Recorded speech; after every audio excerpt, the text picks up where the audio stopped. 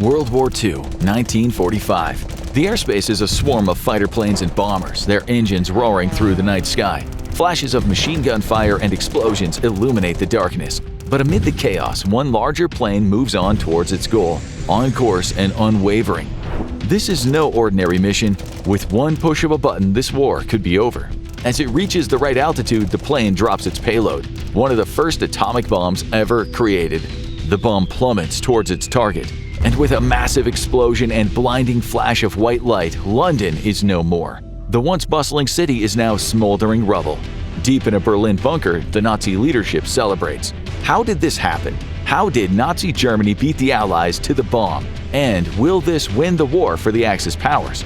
Find out on this episode of The Infographic Show. What if Nazi Germany developed the atomic bomb first? In our timeline, Nazi Germany did have a nuclear bomb program with some of the world's best physicists and weapons experts, but it was undone by a few key factors. Many of those physicists were desperately trying to escape the Nazi regime, causing a massive brain drain for the program. Probably the clearest example of this was the case of Niels Bohr, the brilliant Danish physicist who played a key role in how we understand atomic structure. When Denmark was under occupation in 1943, Bohr had been helping Nazi refugees and got word that he was about to be arrested. So he fled to Sweden, hooked up with the Allies, and was brought into the Manhattan Project, where he helped America win the race to the bomb. But in this timeline, it's a very different story. Bohr is successfully arrested on a host of charges, essentially anything the occupying Nazi forces can lay on him. Bohr, being a deeply ethical man, was likely to refuse to cooperate with the Nazis, but he had family in Denmark, and it's highly likely that the Nazis used that as leverage. With no other choice, Bohr acquiesces and brings his scientific knowledge into the Nazi nuclear program, working under the brilliant Werner Heisenberg. While not a Nazi loyalist, Heisenberg was known to be a German loyalist and played a key role in the Nazi nuclear program. And Bohr's unwilling cooperation will even the playing field quite a bit. But it's not enough to design a bomb, you actually have to build one. When asked about the possibility of a Nazi bomb, Heisenberg reportedly told Nazi official Albert Speer that it was unlikely to be complete before 1945. And this was partially because Germany had suffered serious infrastructure setbacks in occupied Norway. Norwegian rebels had been carrying out guerrilla attacks on the heavy water production plants in the country. These started in 1940, with the most successful missions in 1943 knocking the plant out of production. Allied bombing raids finished the site off. But in this timeline, the mission turns to tragedy. One of the saboteurs is captured by the Gestapo, interrogated, and gives away the plant's details before the raids can be carried out. Germany's able to fend off the Allied attack thanks to enhanced security on the plant, which is able to keep producing heavy water. That valuable resource is then transported to Germany, where the weapons team can work on turning it into a usable bomb. And that means it's over to one of the most complex and notorious figures in the Nazi war machine. It's Wernher von Braun's time to shine. The aerospace engineer's skill with rocketry was renowned. By all accounts, the man was a loyal Nazi who was ready and willing to help them win the war, even if he thought Hitler's excesses hurt the country more than they helped. His weapons factories were heavily staffed with slave labor, and he was often tasked with seeing if Hitler's wild schemes were possible. But his skills were about to be directed toward one very big project, and now he has the resources needed to make it a reality. Hitler was known to be erratic, but he's long had a fantasy of seeing his enemies' cities in flames. He was known to have a particular obsession with New York, but to get there he's going to need something he doesn't have: distance bombers capable of reaching the East Coast across the Atlantic. That's a long-term project, one that von Braun is able to get a lot of resources to prepare for. In fact, most of the Nazis' military resources are now being devoted to the nuclear program as the war rages on.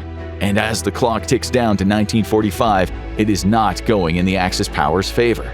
While the war rages in the Pacific Theater, the Nazi war machine continues to be ground down. Hitler is fighting a two-front war, the result of his less-than-wise decision to invade Russia, and he is losing on both sides. German cities are being bombed into oblivion. The discontent of the German public is growing, only kept down by brutal oppression from the Gestapo, and resources are running low. But Hitler knows that the current suffering will be worth it when he scores his greatest victory. And soon, the moment arrives. The American nuclear program steams ahead, but delayed due to the loss of Niels Bohr. The formidable J. Robert Oppenheimer makes steady progress, but it's harder and harder to get intel from behind Nazi lines, and no one knows the countdown has begun. In Germany, Werner von Braun unleashes a German heavy bomber capable of carrying a nuclear payload, and the first nuclear tests are performed deep in the north of occupied Norway, far from prying eyes. It is a success, although with the limited resources, the payload is smaller than Hiroshima in our timeline. Still, it is a deadly blast, and one that will be tested in a terrifying way. March 6, 1945. The Germans have been taking heavy losses, and word is spreading that they may surrender soon. It takes everyone by surprise when a large fleet of German Luftwaffe launch a bombing raid over London. This is a return to the Blitz tactics that happened earlier in the war, when the Germans had the advantage. At least, that's how it appears. The smaller, faster planes take on the British Royal Air Force, pushing their capabilities to the limit. Soon, another wave comes in, laying down fire. As the heavy bomber advances behind it, it approaches London city center and drops. And an earth-shattering explosion fills the skies over England's capital. Unlike Hiroshima, which was an industrial city of around 250,000 people, London contained several million people, or at least it did. The depleted city has seen many people flee due to the Blitz, but it still contained millions at the time the bomb hit it. The immediate blast at central London kills over 1 million people, including Prime Minister Winston Churchill, whose bomb shelter was not meant to handle a nuclear blast. Countless more will die in the immediate aftermath from radiation poisoning and burns. The survivors among the outskirts flee in desperation, hoping to find safety away from the effects of the blast. Great Britain's military and government infrastructure lie in ruins, and one pillar of the Allies begins to crumble. Many government officials perished in the blast, but Anthony Eden, a key member of Churchill's war ministry and a resident of one of the more rural counties of England, was lucky enough not to be present. He's quickly elected to the role of Prime Minister by his party, and many of England's remaining resources are deputized to London to aid in relief efforts. This proves to be a tragic mistake. In Ireland, the militant Irish Republican Army, many of which were sympathetic to the Axis, launches a surprise foray over the border of the British territory of Northern Ireland. The British Empire spanned the world, but in the span of only a few destructive days, it finds itself battling to even maintain its own borders. And everyone waits for the Nazis' next move. As word trickles out about how destructive the bomb in London was, Hitler sends a communique to the British forces demanding an unconditional surrender. Prime Minister Eden doesn't agree, and the United Kingdom soon begins pulling back its forces, focusing on defending its border in Ireland. The hope is the cessation of immediate combat may be enough to get the Nazis to turn their focus elsewhere. And it works, as von Braun convinces Hitler that his hated enemies in London have been vanquished, and it's time to turn their attention to another front, because the Nazis' folly may be about to turn to their greatest opportunity. The Soviet front was a massive manpower sink for the Nazis, but for the Soviet forces, losses were staggering. Wave after wave of Russian soldiers surged forward, overwhelming the enemy not just with weapons, but with sheer numbers and relentless determination. Only days after the attack on London, plans begin for a similar attack on Russia. They will be launched from Nazi-occupied Belarus and German-allied Finland, which has fended off a Russian invasion in the previous decade.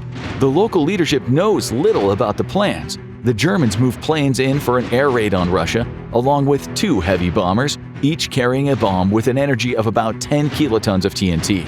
Similar to the London raid, the bombers are accompanied by a large Luftwaffe fleet to deal with the Soviet air forces, and they're headed directly for Russia's 2 largest population centers. One fleet will fly across the Gulf of Finland directly for the port city of St. Petersburg, population of more than 600,000 people, already heavily depopulated due to a multi-year siege. The other will go overland through Belarus into Russian territory directly for Moscow, population of over 4 million. A pitched air battle ensues, with the Soviet Air Force successfully shooting down the Nazi bomber several miles outside of Moscow, causing a massive explosion that kills thousands in the surrounding area, as well as most of the pilots involved. St. Petersburg isn't so lucky, as the pilot drops his payload slightly outside the city limits while taking heavy fire, creating a massive shockwave that destroys much of the port region and irradiates the city, killing over 100,000 people. And across the world, it is clear the field of battle has changed forever. Never count out good old American ingenuity. As soon as the word got out of the Nazis' successful nuclear test and attack on London, The US invested heavily in the Manhattan Project, but the clock was ticking. As the Nazis successfully struck at their two European enemies, Hitler soon turned his attention to the United States. While he hadn't received a surrender from either the UK or the Soviet Union, that didn't stop him from sending a demand to the US, to which he received some very colorful words from President Franklin Delano Roosevelt. The US had one big advantage on Hitler's other enemies: geography. Across the ocean from Europe, it had been largely resistant to strikes from the Axis powers. The Japanese had been able to pull off attacks on Hawaii and very limited attacks on the West Coast using unconventional balloon bombs. Hitler's cooperation with Japan had dwindled as he became increasingly obsessed with his nuclear bombs. But on the ground, it was a very different story. American troops and warplanes were continuing to pound the battlefield in Europe, and Germany was suffering heavy losses. Despite their nukes, the Nazis were losing the war, and that wouldn't do. Hitler's obsession with striking a nuclear blow on America had only gotten more intense, and this had been priority number one for Wernher von Braun for a long time. The Nazi scientist had begun development on his pet project of rockets, but they were far from functional and certainly not able to travel across the Atlantic or carry a nuclear weapon. The only thing that could deliver one of the Nazis' nuclear payloads were the heavy bombers, and they would need to be transported the old-fashioned way. So there was only one option remaining: subterfuge. The America bomber, a long-range bomber, was first developed in 1938 and proposed in 1942, and it was scuttled in our timeline due to costs. In this timeline, Hitler spares no expense. Massive parts of the German war effort are diverted to aviation and nuclear research, keeping von Braun's facility fully stocked with both raw materials and slaves. This large-scale bomber is the crown jewel, capable of hitting the East Coast from Germany.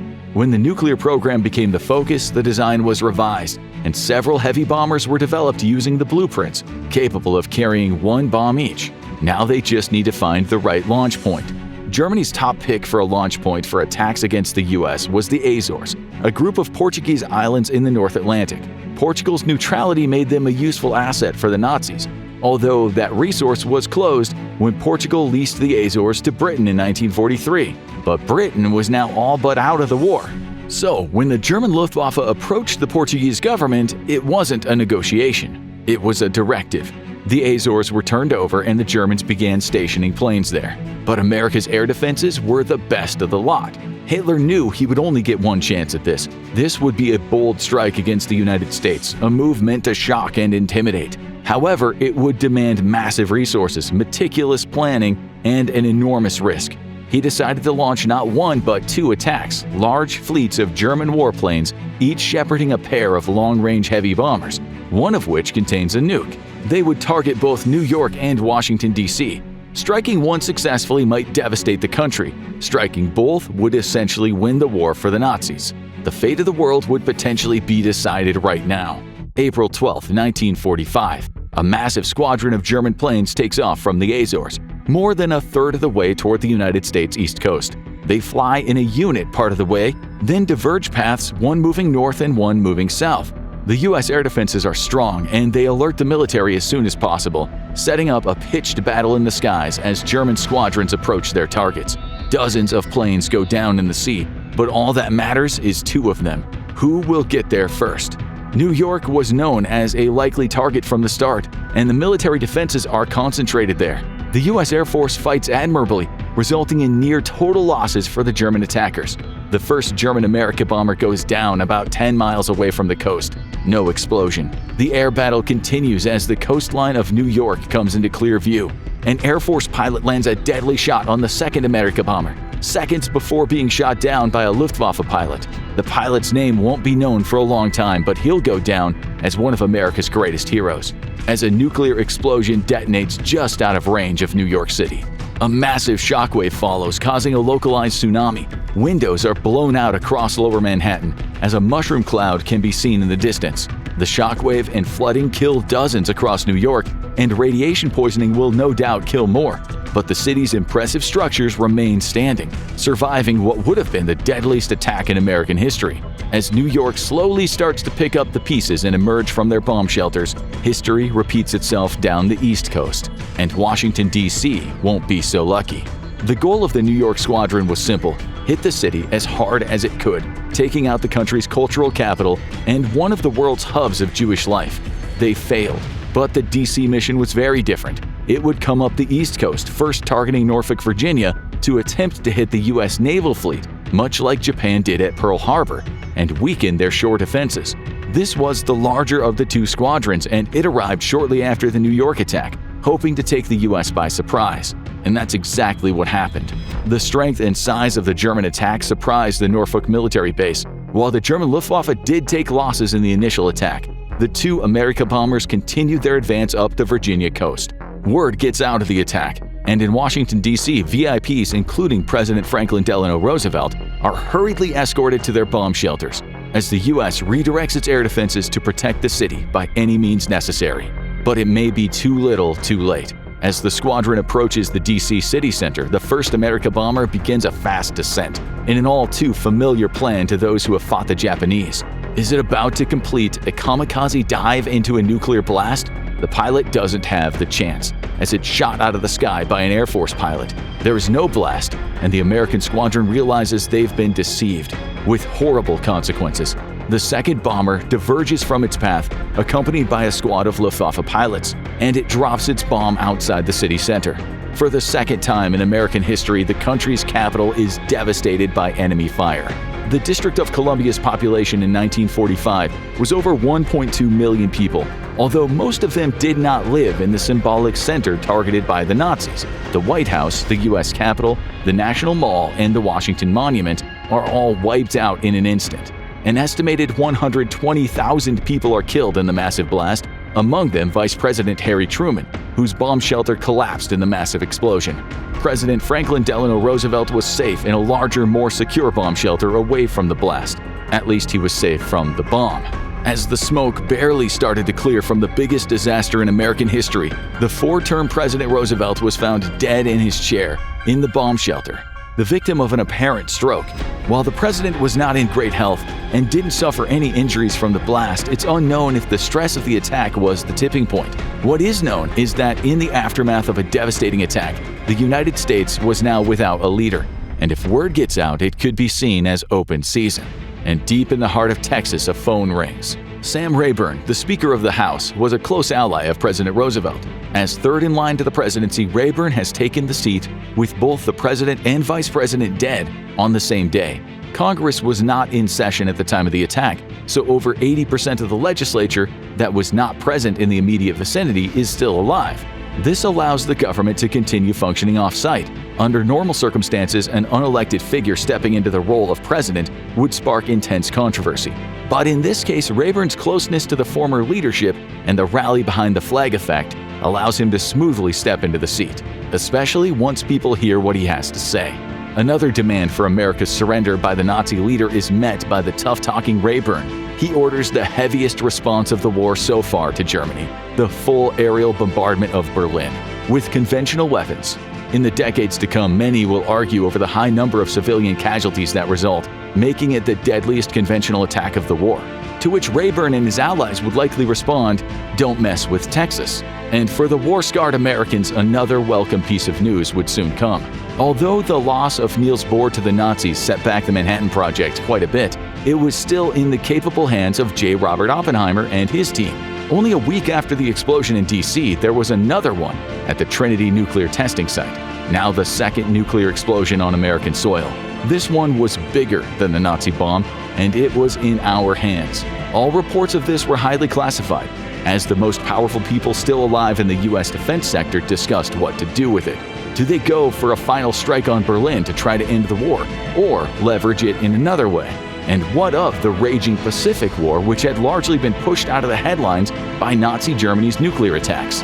And across the ocean, even more heated discussions were taking place in the lair of the enemy. Far away from the scenes of the destruction caused by the American response, Hitler celebrated his victory. He pored over scenes of the destruction in Washington and demanded to know when they would have more bombs ready to hit New York again, as well as secondary targets like Philadelphia and Chicago. There was just one problem. The Nazis were still losing the war. They were losing soldiers at an unsustainable rate to both the American and Russian armies. Their supply of planes had been massively depleted, and they didn't have enough raw resources to keep making weapons, either conventional or nuclear. But explaining that to Hitler was even more dangerous than living in Berlin right now. The Nazi leader had been increasingly unstable, leading many of his top allies to distance themselves from him. Much of the task of managing him had fallen to Albert Speer. The soft-spoken bureaucrat had handled much of the technical aspects of the Nazi war machine and had distanced himself, some would say deliberately, from its more horrific elements. He was tasked with communicating to von Braun that Hitler wanted more nuclear bombs and more America bombers, and he wanted them now. He even suggested nuking the battlefields in Germany, taking out mass numbers of Allied soldiers at a high cost to the country. And von Braun promised to oblige. In fact, he wanted to demonstrate his new weapons personally for the Führer. Hitler rarely left his bunker by this stage of the war, but von Braun promised the greatest innovation yet in the war, a breakthrough that could win it for the Nazis. And it was a breakthrough moment in a very different way. As Hitler stepped into the weapons factory, he expected to find the latest advancements in rocketry or aviation technology. But instead, he was greeted by several guards loyal to von Braun. In a flash, they opened fire. Hitler's bodyguards fell almost instantly, caught completely off guard. In the chaos, bullets flew, assassinating the Nazi leader himself. Only one member of his entourage was spared, Albert Speer. It was the first salvo by a man who would not see his country descend into oblivion. Von Braun had known for a while that Hitler's demands were unsustainable and that he would be on the chopping block eventually. He had spent months gathering loyalists in the German military and other ministries, and he now had put them into effect. As Hitler lay dead on the cold factory floor, the assassination plot was far from over. Across Germany, elite teams of hitmen moved into position, targeting the Reich's propaganda minister Joseph Goebbels and Hitler's chief lieutenants Adolf Eichmann and Heinrich Himmler. When the job was done, the ambitious young rocket master turned to Speer and congratulated him on his new position. Albert Speer was now the Führer, and he had to figure out how to save his country from total destruction. News of Hitler's death in a mysterious friendly fire incident spread around the world and was greeted with jubilation. But the world was still at war, and many wanted revenge on the now very vulnerable Germany. But there was still a lot of uncertainty. Did they have more nuclear bombs? Were more bombs coming? It wasn't long before Speer reached out to the Allied governments with a peace proposal, one that essentially allowed Germany to keep all the territory it had formerly annexed, as well as its arsenal. It wouldn't have to surrender, it would not be punished in any way for the war, but it would allow many countries it had occupied to engage in self-determination. To say that it didn't go over well would be putting it lightly. President Rayburn quickly responded with a demand for unconditional surrender or hell would be unleashed on Germany. Von Braun, who had quickly become Speer's closest advisor, and some might say the power behind the scenes, had a proposal that could shift the momentum. He wanted to build one more bomb, using virtually all the resources they had left. But this one wouldn't be used to target a major Allied city. It would simply be detonated as an above-ground test to convey that Germany not only had a bomb, but it was willing to waste one in a test of new weapons. It would be the world's biggest bluff, and it worked. As word got around of another nuclear test in Germany, the mood started to shift. Americans weren't willing to sacrifice potentially millions more lives in a war that they might lose. Hitler was dead, and there was a hunger to rebuild. Tense negotiations ensued, and Germany made its few concessions, agreeing to withdraw from some border regions and contribute to the rebuilding of London. And while no side could be truly said to have won the European theater, von Braun and Speer celebrated. They believed they had saved Germany from likely annihilation if the war continued, but there was still the matter of the Pacific theater and the American bomb. The Japanese alliance with the Nazis had largely unraveled due to Hitler's obsession with the bomb, but they had actually had far more success in keeping the Americans at bay, and so, ironically, they would be the first in line for a taste of the American bomb. Hawks and Rayburn's cabinet argued for a direct strike on Tokyo. The more cautious figures argued for targeting the country's military capability in Hiroshima or Nagasaki. Rayburn ultimately reluctantly decided on Hiroshima, and this time the Japanese knew what the bomb could do. One bomb was enough to show the emperor that there was no hope for victory, and World War II ended with one more staggering blast. And the future would be very different. The landscape that emerged from this nuclear World War II left a deeply changed landscape. The United Kingdom had seen its largest city devastated. It was unclear how long it would take for the country's strength to recover as its empire began to unravel around the world. Russia had been seriously hit, and it had failed to make any significant inroads into Europe. Germany, despite the devastating losses it had endured and its arms industry being in shambles, was still the preeminent military force in Europe, and a new arms race was about to begin. In the United States, everyone knew the nuclear bomb was the future. As the rebuilding of Washington began, President Rayburn ordered heavy investment into the nuclear weapons program. And in Germany, Wernher von Braun essentially had a blank check from Speer. While Speer's leadership led to significant liberalization reforms in Germany, survivors of the Holocaust would be deported like Speer initially advocated for. The rocket master would now have the government's support as he focused less on bigger bombs and more on how to deliver them. And as both the US and the Germans looked to the stars in the middle of a tense armistice, it felt as if another confrontation was inevitable, almost like a Cold War. Imagine a world where the Nazis' plan succeeded. How different would life be today? What would change? Let us know in the comments. For more on how World War II could have gone even worse, check out Hitler's plans for the USA if he won, or watch what actually happened to Nazi leaders after World War II to see how Speer and von Braun made out in our timeline.